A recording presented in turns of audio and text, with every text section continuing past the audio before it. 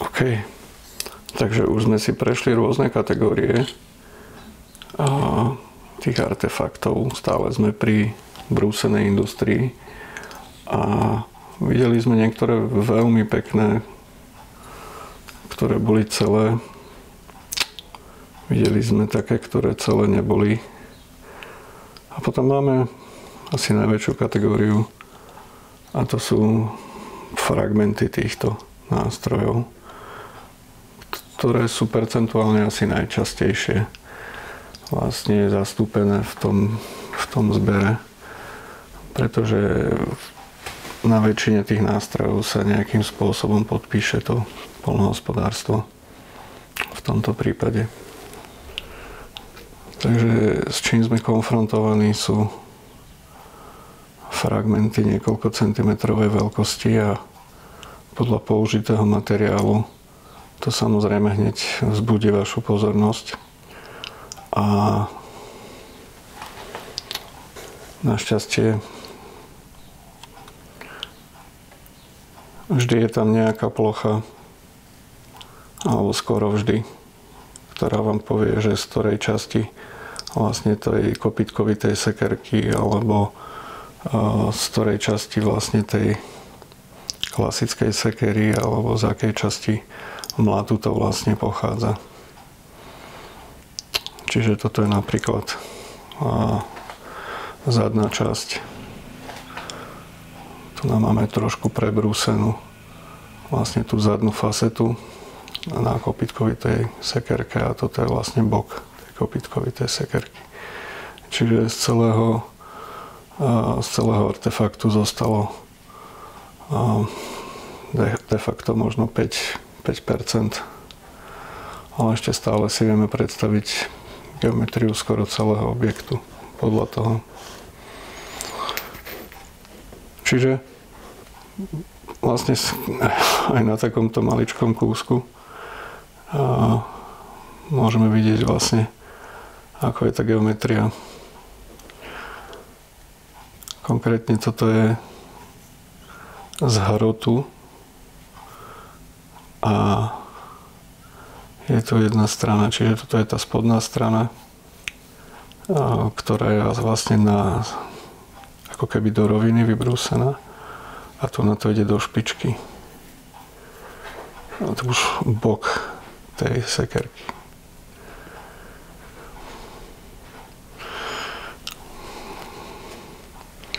Toto sa priznám, že neviem. Mohlo by to byť časť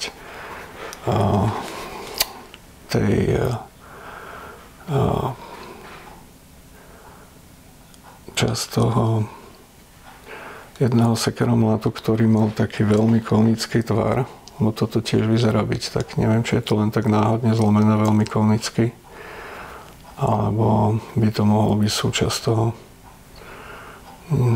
Musím to ešte skontrolovať.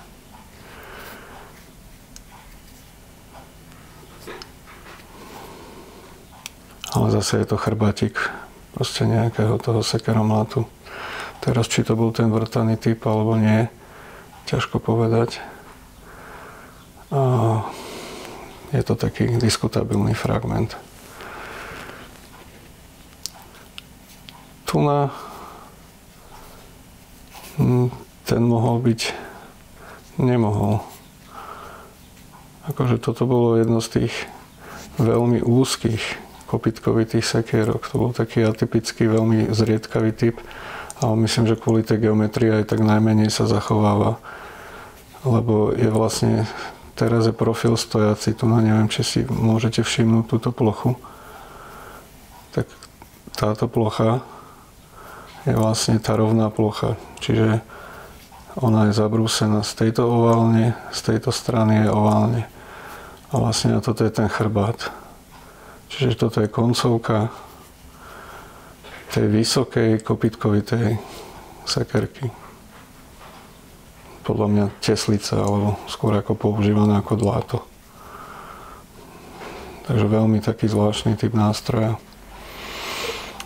A toto je napríklad zase tá geometria tej kopytkovitej sekerky. Vždy, keď hovorím o rovnej ploche, tak vlastne myslím túto plochu. A potom máme tu na ten chrbátik, ktorý má tu na niekedy fasetu, niekedy nie. A tu napríklad sa nezachoval ani jeden ten terminál. Takže vlastne, že či pôvodne ten nástroj takto vznikol, alebo takto bol utilizovaný, keď ho vlastne už nemohli používať s tým pôvodným ostrým. Ťažko povedať. Máme ďalší, vlastne tiež taký chrbátik z nejakého sekeromlatu. Toto je tá stredná časť, aj keď vlastne mám tu tiež chýba ten terminál z jednej aj z druhej strany. Niečo podobné je aj tu na. Toto bolo krásne vyleštené kedysi.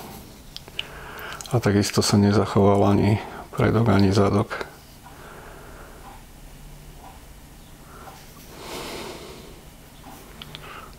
A napriek tomu vlastne toto bola tá zadná časť, toto podľa vybrúsenia.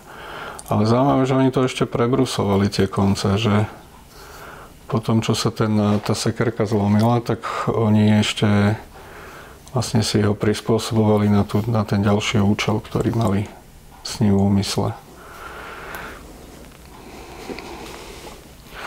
Znova fragment, kde v podstate ostala len jedna jediná zachovalá plocha, čo je táto.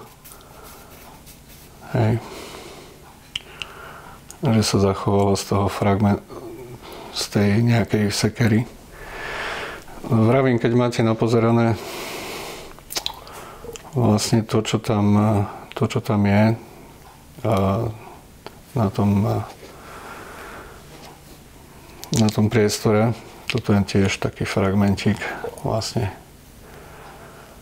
kopytkovitej sekerky. Tu bol vlastne ten začiatok, čiže tu chýba celé ostrie. Žiaľ sa nezachovalo. A teraz aká bola dlhá, to je tak možno 12-16 cm, teraz z toho ostali možno 4.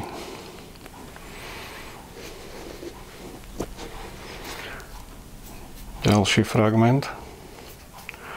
A tu je opracovaná vlastne táto plocha. Čiže aj táto je odštiepená. Jediná pracovná časť, toto je pracovná časť a toto je pracovná časť. Čiže je to ako keby vnútorná časť jednej z tých kopytkovitých sekier. Ale z pôvodného povrchu sa zachovali iba táto a táto. Tie sú brúsené, leštené.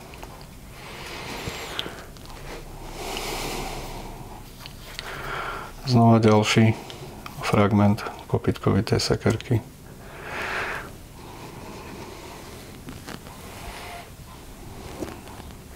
Ako som povedal, niektoré boli zlomené v staroveku a niektoré boli polámané keď sa stretli s nejakou oceľou v modernom poľnohospodárstve.